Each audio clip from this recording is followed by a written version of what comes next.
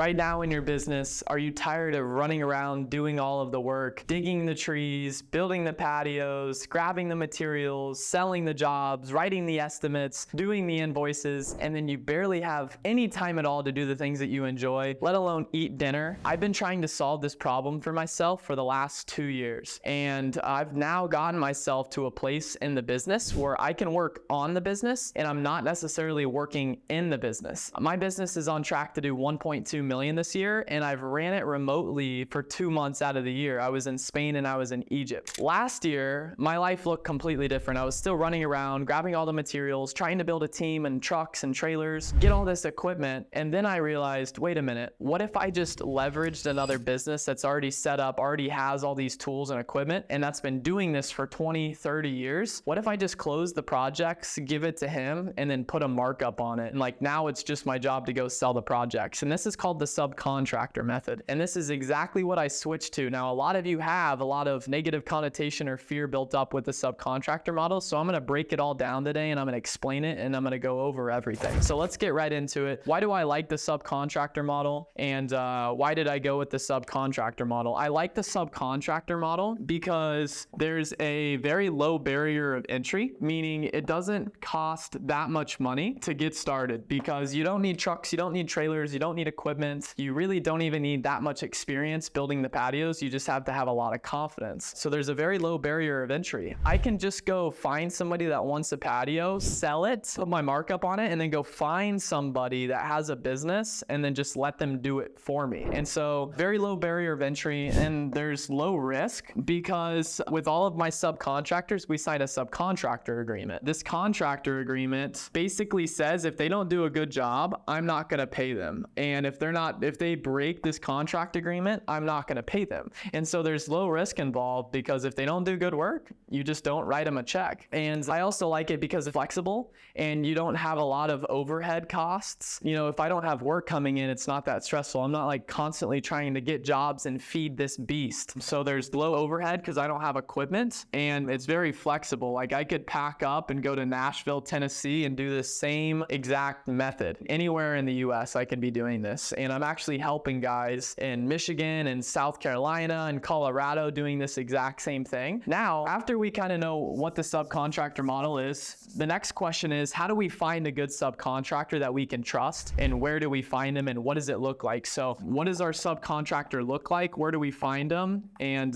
who is he? Ideally, our subcontractor is a owner-operator, Mexican guy that's been doing it for at least 10 years. More experience, the better. But this is who you want to find because he's going to take tons of pride in his jobs because he's the owner of the business. He just may not have the time or the business knowledge to actually get himself out of it and continue to grow the business. How I found mine is because I'm posting on social media and he reached out to me, but also I'm always driving around looking at logos, whipping my phone out, taking pictures of logos, yard signs, anything. And I have an album on my phone that's just titled Logos and Subcontractors. That way I can build a Rolodex. I also recommend going into your supply stores, your Site One, the places that sell the pavers and say, hey, look, I just sold a patio. Who can build this for me? And I'm sure that they'd love to help you out and they see these people all the time. And so they'll have stuff for you. So that's how you're going to find the guy and that's who you're looking for. Now, what's more important than this is getting projects. If you don't have projects, nothing that I'm talking about is going to work and you're not going to be able to make money at all.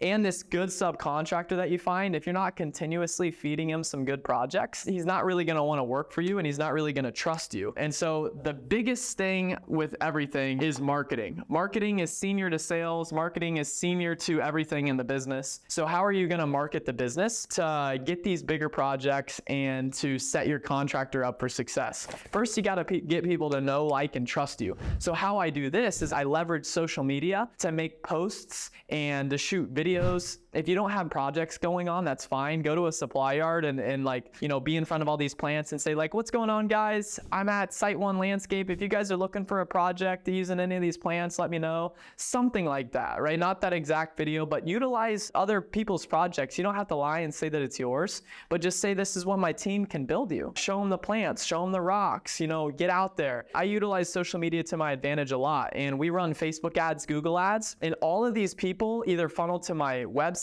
or they funnel to my Instagram and Facebook pages. And so if you can have videos that are personable, people are going to see your ad, then go to that page and be like, oh wow, this isn't a spam guy or just like some non-local business. This is actually a kid that was born and raised in Wichita. He seems very nice. Let's give him a call. So get people to know, like, and trust you. The next thing is Google reviews. Google reviews are massive. Google reviews, testimonial videos too. These are going to be massive for your Google presence. Also, always be updating your Google My Business, posting photos on there, getting bees. Always make little tweaks. Google rewards activity. The next thing that you can do is network with custom home builders. So right now, I've been reaching out to custom home builders and building those relationships because these guys are always having new builds and they need a team that they can trust to come in and do these projects. I did a job for a custom home builder and I made $18,000 profit in 3 days. And so since then, I'm like, wow, I don't have to spend any marketing money. These guys just give me jobs and then it just gets wrapped up into the mortgage. So these are the guys that you need to be going after in your area. Lastly, I have a video that breaks down all of my marketing strategies. So I recommend you go and check that out. It talks about yard signs and marketing with capital, without capital. Go check that video out. It's going to help you get more jobs. So now that we're getting these leads coming in and we're going on estimates, we know how to find the subcontractor. How do you close these jobs?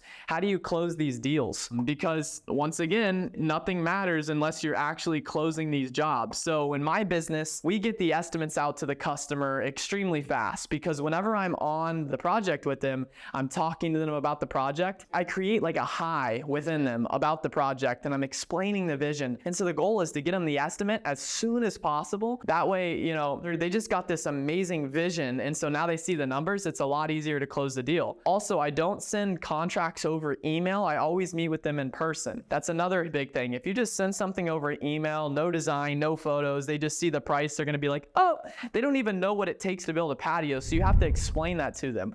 Don't drop the price of your contract until you've answered all of their questions. So run through everything and ask them, hey, do you have any questions? How's this sound so far? Get them to say, it sounds great. Get them to say, no, I don't have any questions, Caleb. Get them to say, yes, I love the design. And then you drop the price. The first one to talk loses. After you drop the price, sit in silence. It could be 5 minutes, but don't say a word. Then if you've just isolated price, right, because they liked everything, they're going to probably say something like, oh, I need to think about it. Caleb, that's more money than what we were wanting to spend. Okay, perfect. So you love the design. You love the proposal. Is it my team? Do you not trust our team, or is it just the price? And they're going to be like, you know, if it's the team, then obviously you need to do some work there. But if they say the price, then you say, hey, no problem. I completely understand. This is a big investment from your family. And you can either go down the rabbit hole of like, hey, memories are way better than money. Money's abundant. Or you can go down the route of, look, let's take some stuff off the project. Let's do it in phases. So that's how you close a deal. Also, designs are going to help you tremendously with closing a deal. If you can get an amazing design for a customer, show the photos of the plants, wait to drop the price, don't send it over email, always go in person. Lastly, you have to have tons of confidence in yourself. Don't have a scarce mindset when you say the price. Say the price like money's abundant and like those numbers are fake, because they are. And as long as you're super confident in the numbers and you can visualize this project closing, it's going to increase your chances of closing it so much. So now let's just say you just closed a $30,000 paver patio. How do you then give this patio to the subcontractor and streamline that process? That way he's not calling you 100 times and getting the wrong materials and all of that stuff. And then also, how do you figure out how much he's going to charge and then give him the right amount? So what I do is my subcontractor is $1,800 a day, streamlining the process. I reverse engineer the projects and I calculate how many days it's going to take him. And then every single time I'll come up with a number. I'm like, hey, is this work for you? If he says no, okay, I have a Rolodex of other contractors. If he says yes, perfect. So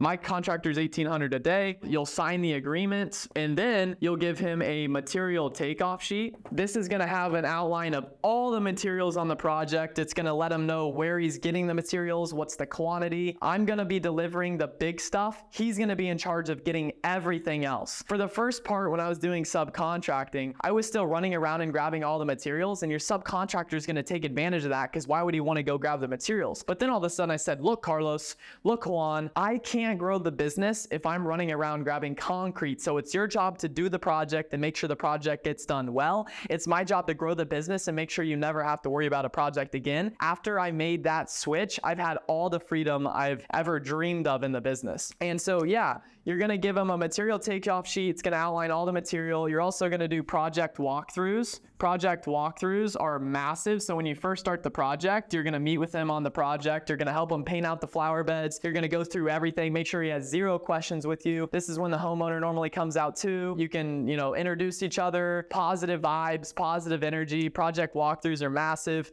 Also, you're gonna do sketches and designs for your contractor. I go on Google Earth and I'll take screenshots a lot of the time, and then I'll go on a edit imaging app or whatever, and I'll type in, hey, look, we're gonna build a flower bed here. Hey, the drainage needs to go away here. I'll draw on it, and then I'll print these out. Also, if you can, have an outline of where all the plants are gonna be, how big the patio is gonna be. You wanna get him fully prepped before the job, almost as if you can give your sister all of this stuff and they'll be able to do the project, because you don't wanna be getting calls and questions and frustrations. You just wanna give him everything he needs, do the project walkthrough, and make sure that he's good to go. That's how you're gonna hand it off and streamline it. After the project's streamlined, how are you gonna leave a good impression with this customer, and how are you gonna get Google reviews? Because that is the #1 key to all of this, is leaving a great impression with the customer, getting a 5-star review, because that's gonna grow your business faster than anything else. Every single person that you work with has 400 or 500 people in their network that they can go say, hey, Fine Lines did an amazing job for us. If you guys ever need anything with landscape, go to them. And so what this looks like, you're gonna have a white glove service, and you're not gonna start the project until you have all materials in stock. Why? Because if you're starting a project and you don't have all the materials in stock, most of the times you're gonna get delayed throughout the project, and then you're gonna have to push it off, and it's just not a good taste for the homeowner. So always start the project after you have all the materials in stock. The next thing is communicate effectively and communicate often. So let them know, hey, we're starting the project today. Send them project photos, send them selfie videos. Hey, hope you like it. If you have any questions, reach out to me. Put them in a group chat with your contractor and you, and just, leave them a nice text that says, hey, if you have any questions throughout the project, let me know. If it's a bigger project, buy them a bottle of champagne, buy them some cookies, get the wife some flowers, have a yard sign in the front yard. This is gonna show, status. Everybody that's gonna drive by is gonna see your stuff. Do great work, get a contractor that does amazing work and that takes pride in his work. Clean up after the projects, power wash the projects, sweep off the driveway, blow off the driveway, make sure it's spotless. Go above the client's expectations. If there's any little thing that pops up, just go above their expectations, and then get a review from them, get a video testimonial from them, and this is how you're gonna leave a great impression with them. I hope you found this video valuable. If you did, leave a like, drop a comment, and go check out my marketing video that I put together. It's gonna go over all the frameworks that I've done and that I utilize for my business to get $100,000 projects, $200,000 projects, $60,000 projects that then I get to go leverage another business to do for me. God bless you guys. Be great.